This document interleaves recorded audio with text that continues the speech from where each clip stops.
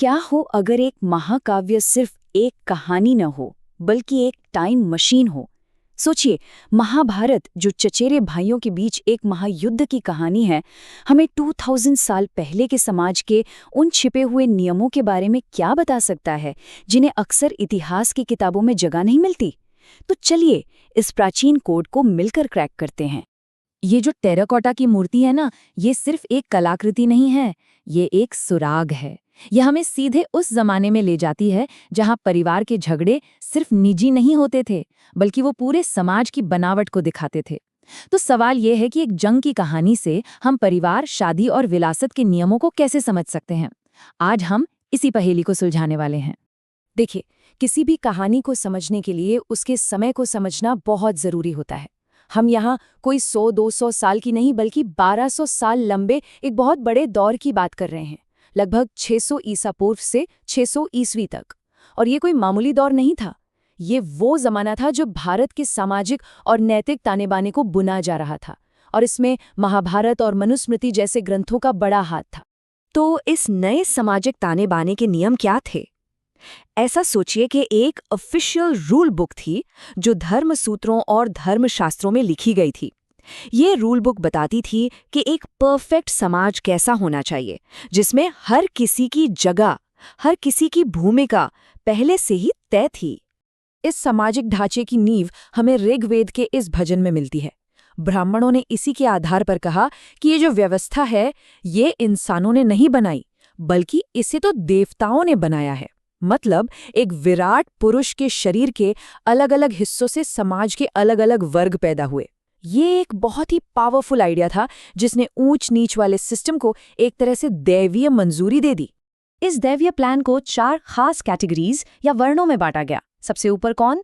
ब्राह्मण यानी विद्वान और पुजारी। उनके बाद क्षत्रिय यानी योद्धा और राजा। फिर आते थे वैश्य जो व्यापारी और किसान थे। और सबसे आखिर में शूद्र जिनका काम था बाकी 3 वर्णों की सेवा करना। ग्रंथों के हिसाब से यही समाज का एक आदर्श संतुलन था। चलिए अब समाज की सबसे छोटी और सबसे जरूरी यूनिट यानी परिवार को चलाने वाले नियमों पर एक नजर डालते हैं। परिवार के केंद्र में एक बहुत ही मजबूत सिद्धांत था, पितृवंशिकता। इसका मतलब बिल्कुल सीधा था, सब कुछ पिता से बेटे को मिलेगा, वंश भी, जमीन जायदाद भी, और सबसे जरूरी राज सिंहासन भी। खासकर राज परिवारों के लिए तो यही नियम सत्ता को बनाए रखने की गारंटी था। और फिर आते थे शादी के नियम। आदर्श नियम था बहिर्विवाह, मतलब अपने परिवार या गोत्र के बाहर शादी करना ताकि नए रिश्ते बन सकें। लेकिन एक दूसरी सच्चाई भी थी, अंतर्विवाह, यानी अपने ही समुदाय के अंदर शादी करना ताकि खानदान की संपत्ति और शुद्धता बनी रहे। तो एक तरफ आदर्श थे और दूसरी तरफ असलियत, और इन दोनों के बीच हमेशा एक खींचतान चलती रहती थी। ऊंचे घरानों के लिए शादी सिर्फ 2 लोगों का मिलन नहीं था, बल्कि एक सामाजिक रणनीति थी। खास तौर पर महिलाओं की शादी पर बहुत कड़ा नियंत्रण रखा जाता था। कन्यादान यानी बेटी का विवाह पिता के सबसे बड़े धार्मिक कर्तव्यों में से एक माना जाता था। असल में ये पक्का करने का एक तरीका था कि जो सामाजिक व्यवस्था है वो पीढ़ी दर पीढ़ी वैसी ही बनी रहे। लेकिन रुकिए, कहानी में एक दिलचस्प मोड़ है।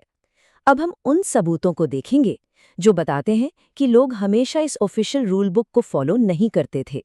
तो क्या ये जो आदर्श सामाजिक ढांचा बनाया गया था, वो जमीन पर भी वैसे ही काम करता था? क्या सच में हर कोई इन नियमों को मानता था? इतिहास हमें बताता है कि नियम बनाना एक बात है और असलियत में क्या होता है वो अक्सर कुछ और ही होता है। तो मिलिए प्राचीन भारत के कुछ सबसे दिलचस्प नियम तोड़ने वालों से। सातवाहन शासक, उनका पूरा राजवंश उन ब्राह्मणवादी आदर्शों और चुनौती देता है जिनके बारे में हमने अभी अभी बात की। वे हमें एक बिल्कुल अलग कहानी सुनाते हैं। तो सातवाहनों ने इस सामाजिक रूल बुक को कैसे उलट पुलट दिया? पहली बात, उनके राजा अपने पिता के नाम से नहीं बल्कि अपनी माँ के नाम से जाने जाते थे, जैसे गौतमी पुत्र यानी गौतमी का बेटा। उनकी रानियां शादी के बाद अपने पिता का गोत्र नहीं बदलती थीं।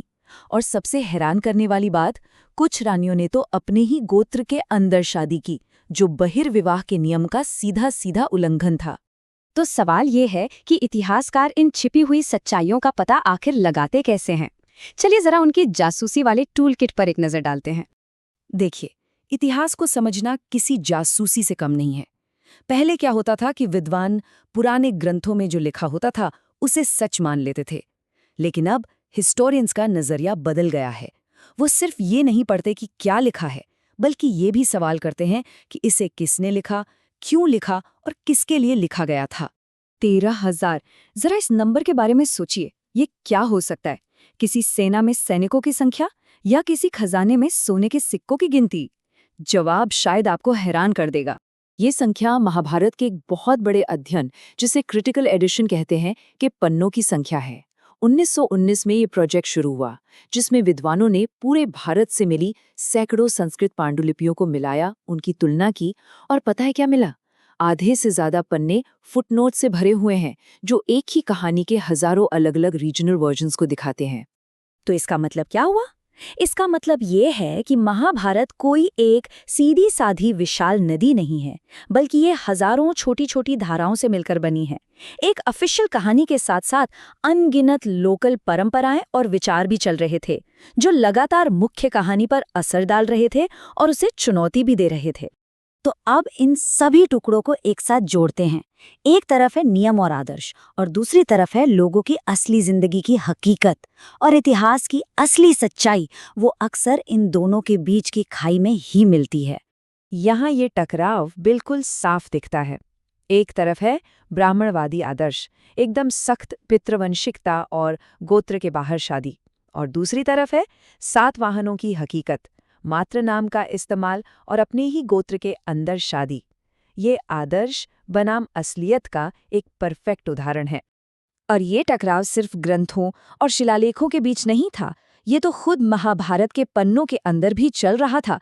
जब गांधारी अपने बेटे दुर्योधन से युद्ध न करने के लिए कहती है, तो ये सिर्फ एक माँ की गुहार नहीं है, ये उस समय के क्षत्रिय धर्म को एक बहुत बड़ी चुनौती है। ये दिखाता है कि उस दौर में भी इन आदर्शों पर सवाल उठाए जा रहे थे। तो सबसे बड़ी सीख ये है कि किसी भी समाज को समझने के लिए हमें सिर्फ उसके रूल बुक को नहीं देखना चाहिए, बल्कि ये भी देखना चाहिए कि लोग असल में अपनी जिंदगी कैसे जी रहे थे। असली सच अक्सर इन दोनों के बीच के फासले में ही छिपा होता है। तो आखिर में ये हमें एक बहुत बड़े सवाल के साथ छोड़ जाता है। अगर महाभारत जैसी कहानी, जिसे सदियों से इतना पवित्र माना गया है, वो इतनी अलग अलग आवाज़ों से भरी है, तो इतिहास की और कौन सी ऑफिशियल कहानियां हैं जिन्हें हमें फिर से जांचने की ज़रूरत है? शायद असली इतिहास किताबों में नहीं, बल्कि उन कहानियों में छिपा है जिन्हें अभी तक ठीक से सुना ही नहीं गया है।